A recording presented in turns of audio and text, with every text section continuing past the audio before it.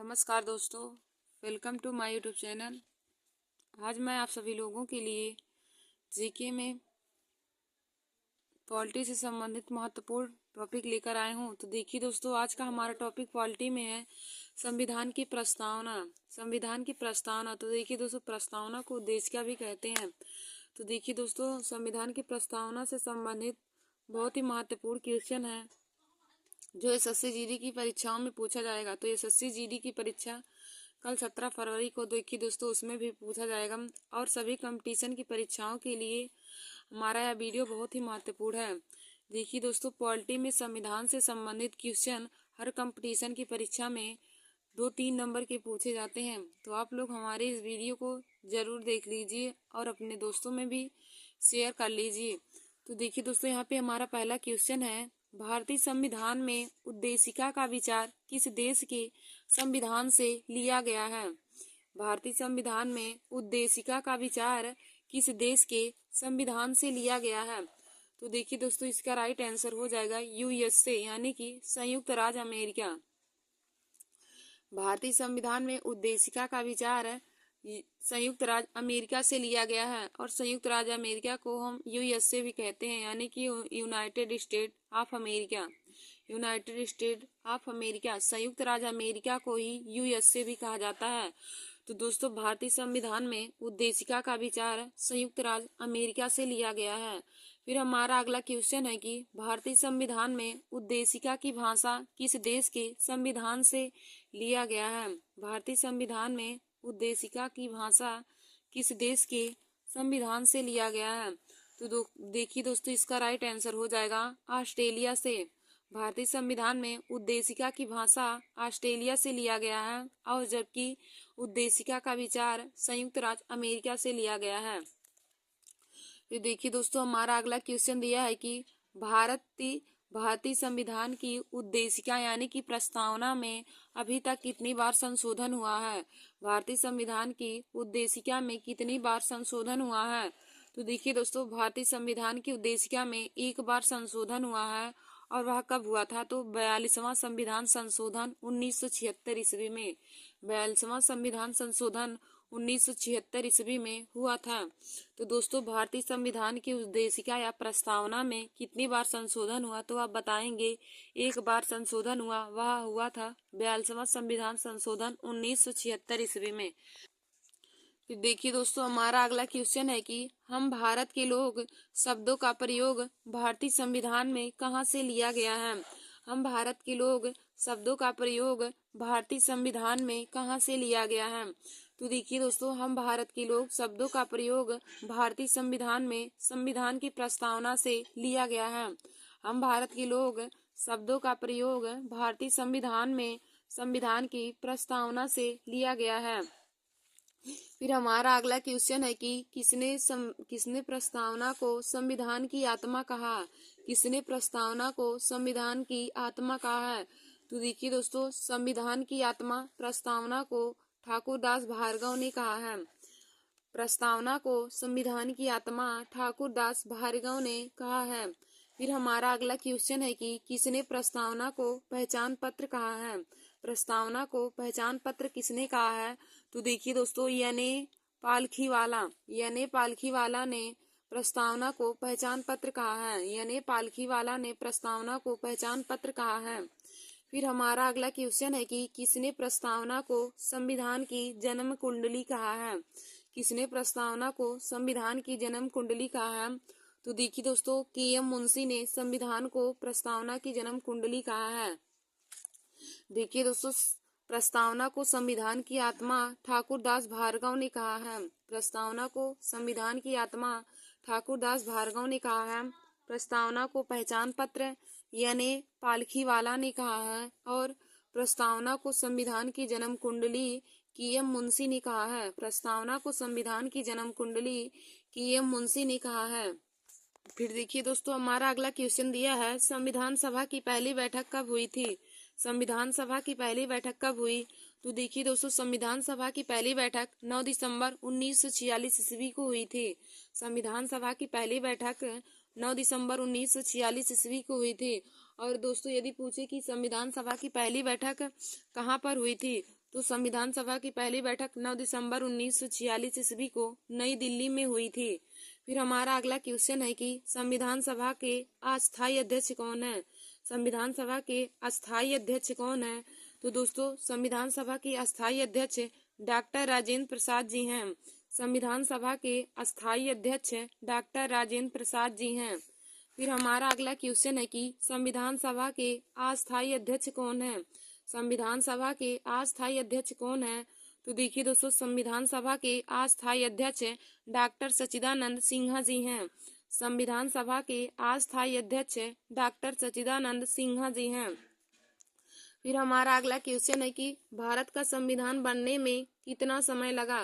भारत का संविधान बनने में कितना समय लगा? तो देखिए दोस्तों भारत का संविधान बनने में लगा समय 2 वर्ष 11 माह 18 दिन का समय लगा। भारत का संविधान बनने में 2 वर्ष 11 माह और 18 दिन का समय लगा था। फिर हमारा अगला क्वेश्चन है कि संविधान के अनुच्छेद 1 में भारत को क्या कहा गया है।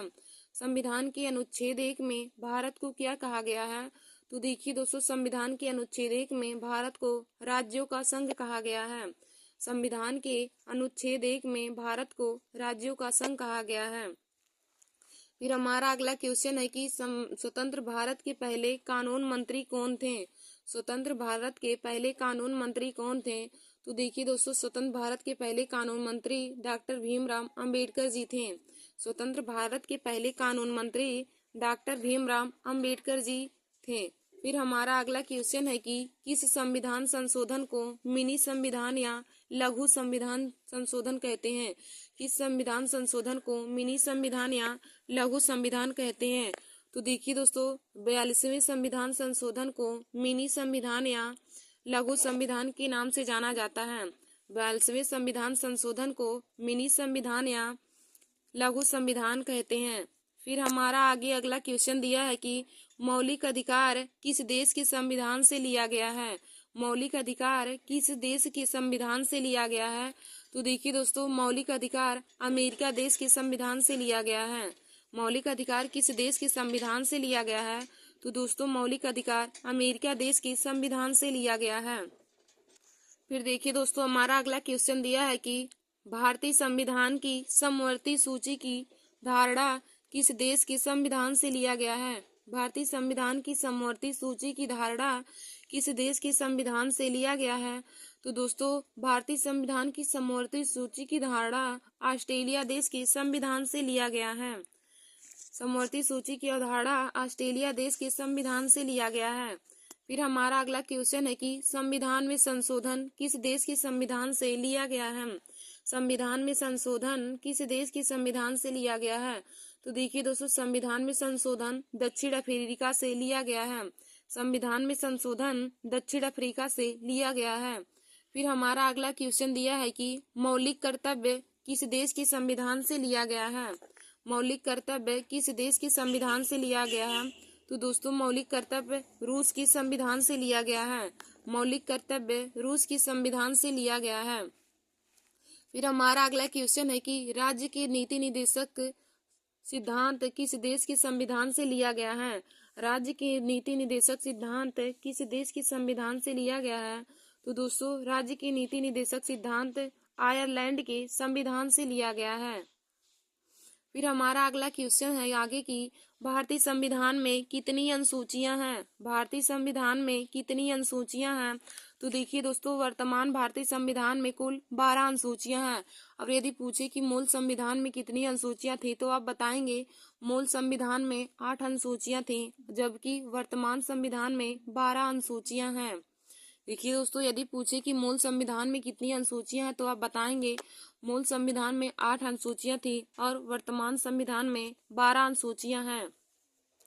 फिर हमारा अगला क्वेश्चन है कि भारत में एकल नागरिकता की अवधारणा किस देश के संविधान से लिया गया है। भारत में एकल नागरिकता की अवधारणा किस देश के संविधान से लिया गया है? तो देखिए दोस्तों भारत में एकल नागरिकता की अवधारणा इंग्लैंड देश के संविधान से लिया गया है। भारत में एकल नागरिकता की अवधारणा इंग्लैंड देश के संविधान से लिया गया है। फिर हमारा अगला क्वेश्चन है कि भारतीय संविधान में राष्ट्रपति चुनाव की प्रणाली किस देश से ली गई है। भारतीय संविधान में राष्ट्रपति चुनाव की प्रणाली किस देश के संविधान से ली गई है?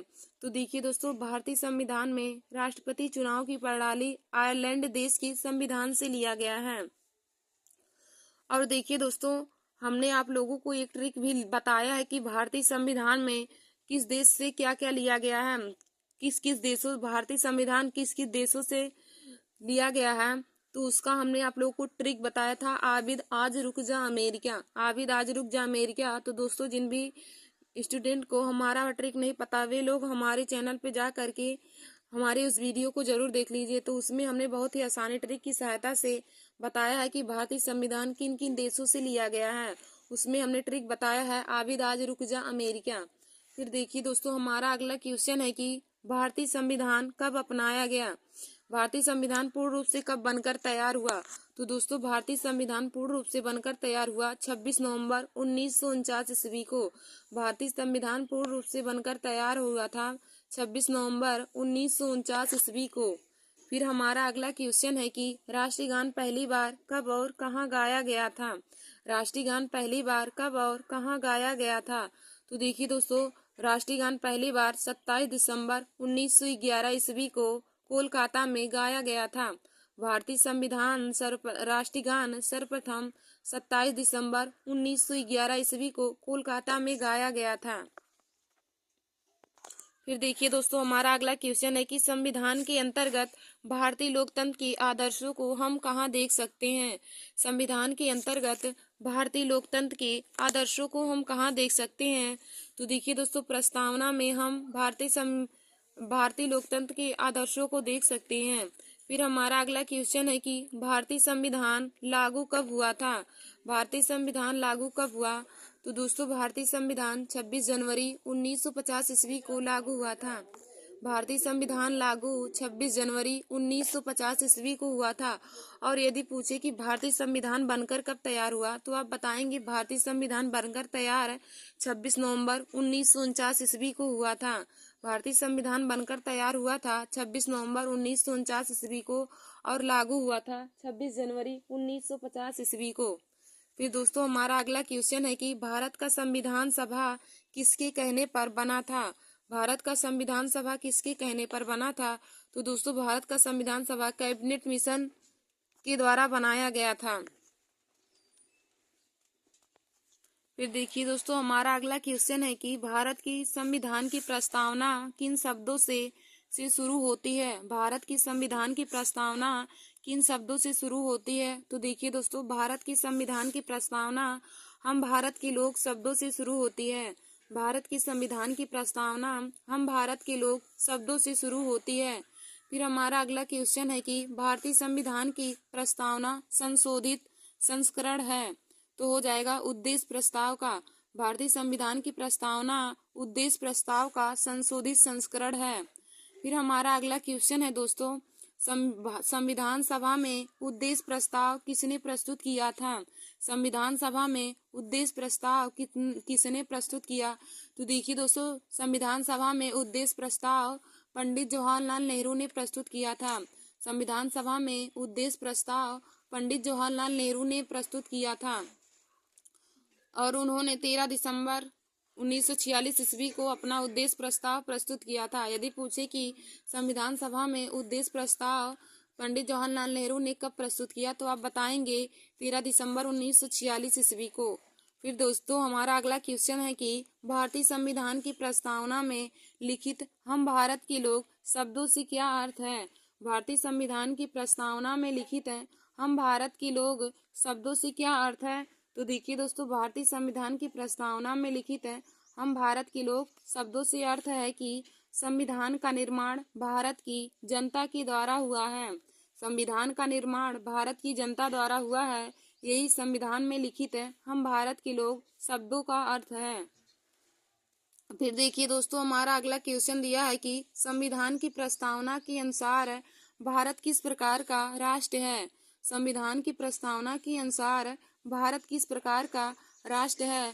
तो देखिए दोस्तों, संविधान की प्रस्तावना के अनुसार भारत एक धर्मनिरपेक्ष राष्ट्र है। संविधान की प्रस्तावना के अनुसार भारत एक धर्मनिरपेक्ष राष्ट्र है।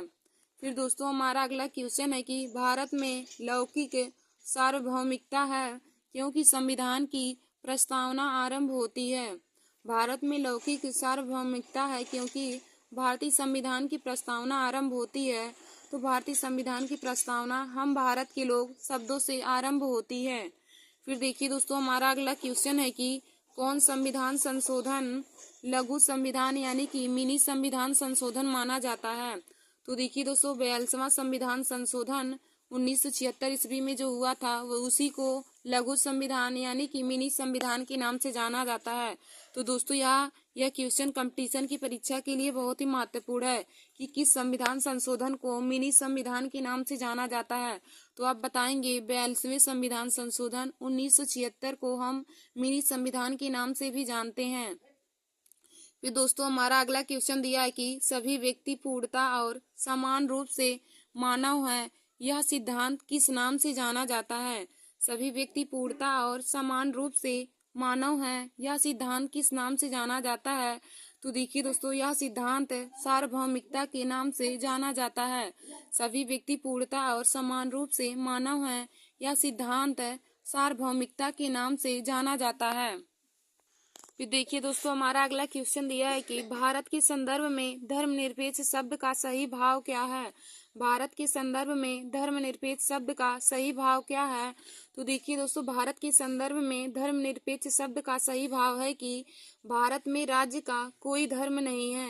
भारत में राज्य का कोई धर्म नहीं है। धर्मनिरपेक्ष शब्द का अर्थ है कि भारत में राज्य का कोई धर्म नहीं है। फिर हमारा अगला क्वेश्चन है कि भारत के संविधान की प्रस्तावना में कितने प्रकार की स्वतंत्रता का उल्लेख है। भारत के संविधान की प्रस्तावना में कितने प्रकार की स्वतंत्रता का उल्लेख है। तो देखिए दोस्तों भारत के संविधान की प्रस्तावना में 5 प्रकार की स्वतंत्रता का उल्लेख है। भारत की संविधान की प्रस्तावना में 5 प्रकार की स्वतंत्रता का उल्लेख है, जिसमें नंबर 1 है विचार की स्वतंत्रता, नंबर 2 है धर्म की स्वतंत्रता, नंबर 3 है विश्वास की स्वतंत्रता, नंबर 4 है अभिव्यक्ति की स्वतंत्रता और नंबर 5 है उपासना की स्वतंत्रता।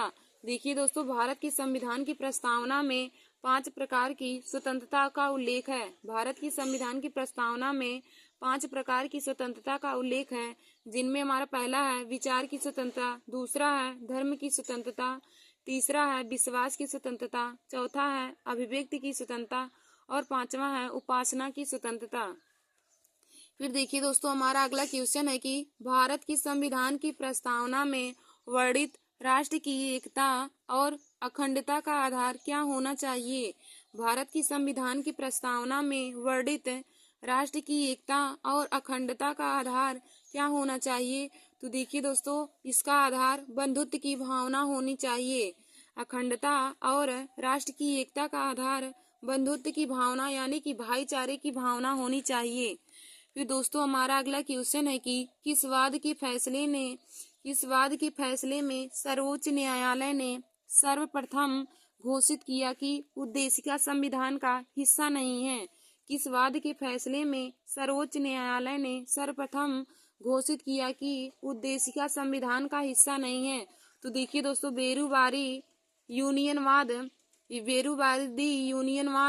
फैसले में सर्वोच्च न्यायालय ने सर्वप्रथम घोषित किया था कि उद्देशिका संविधान का हिस्सा नहीं है। देखिए दोस्तों बेरूवादी यूनियनवाद जो 1960 ईस्वी में सर्वोच्च न्यायालय ने फैसला लिया था, उसमें उन्होंने घोषणा किया कि उद्देशिका संविधान का हिस्सा नहीं है। फिर दोस्तों हमारा अगला क्वेश्चन है कि संविधान निर्माताओं ने किस पर विशेष ध्यान दिया था। संविधान निर्माताओं ने किस पर विशेष ध्यान दिया था। तो देखिए दोस्तों संविधान निर्माताओं ने सबसे ज्यादा ध्यान प्रस्तावना पर दिया था। फिर हमारा अगला क्वेश्चन और आज का लास्ट क्वेश्चन है कि संविधान में हमारे राष्ट्र का उल्लेख किन किन नामों से किया गया है। संविधान में हमारे राष्ट्र का उल्लेख किन किन नामों से किया गया है। तो देखिए दोस्तों संविधान में हमारे राष्ट्र का उल्लेख भारत और इंडिया के नाम से किया गया है। संविधान में हमारे राष्ट्र का नाम भारत और इंडिया के नाम से किया गया है। धन्यवाद दोस्तों। ऐसे हमारे वीडियो को देखने के लिए और जीके और पॉलिटी के और क्वेश्चन को पाने के लिए तथा जीके के सभी ट्रिक को पाने के लिए आप सभी लोग हमारे YouTube channel Nancy success classes को सब्सक्राइब कर लीजिए और अपने दोस्तों में शेयर करना ना भूलिए। देखिए दोस्तों, पॉलिटी की इससे संबंधित क्वेश्चन हर कंपटीशन की परीक्षाओं में पूछे जाते हैं, तो आप लोग हमारे इस वीडियो को जरूर देख लीजिए और सभी क्वेश्चन को अपने कॉपी में जरूर नोट कर लीजिए। देखिए दोस्तों, एसएससी जीडी का पेपर इस समय चल रहा है और कल भी है 17 फरवरी को, तो पॉलिटी से संबंधित क्वेश्चन उसमें पूछे जाएंगे, तो इसमें से जरूर 2-3 क्वेश्चन उसमें पूछे जाएंगे, तो आप लोग हमारे वीडियो को जरूर देख लीजिए। धन्यवाद दोस्तों।